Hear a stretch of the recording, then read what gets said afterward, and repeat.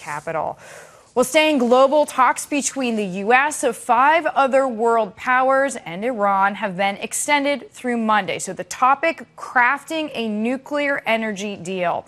Fox News Middle East and terrorism expert Walid Phares is with me now. Walid, glad you could join us. So all these extensions essentially let the status quo stay. It gives Congress more time to talk about how much they hate this idea. What happens? It does. It gives Congress, on the one hand, the ability to criticize, but Congress doesn't know much about the details. The issue seems to be, at least for me, that the Iranians want to achieve a maximum on their agenda, at least 3 things. Number one is to continue to receive this cash. There's a lot of cash released from Iranian frozen assets to Iran, at least with the help of the administration.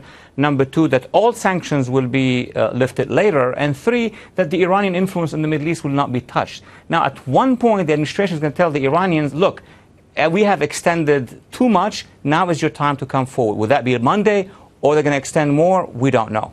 And we know that the talks are clearly, I don't want to say not going well because that's a subjective opinion, but it seems as if there's a lot of push and pull. I mean, Iran accusing the West of backtracking, Washington saying it's prepared to walk away, and it seems like, at the very least, very difficult to come up with a framework.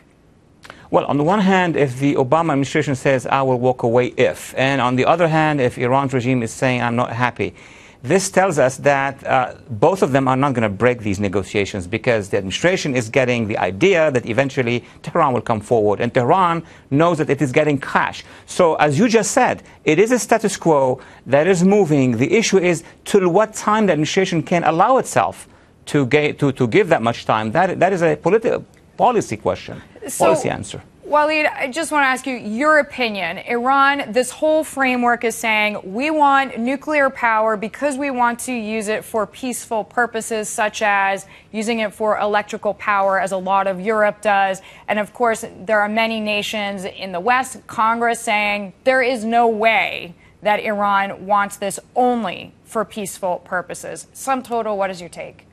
Absolutely not. Not just the U.S. Congress. It's many countries in the Middle East, the Arab countries, Israel, Turkey, the Iranian opposition, many other opposition movements.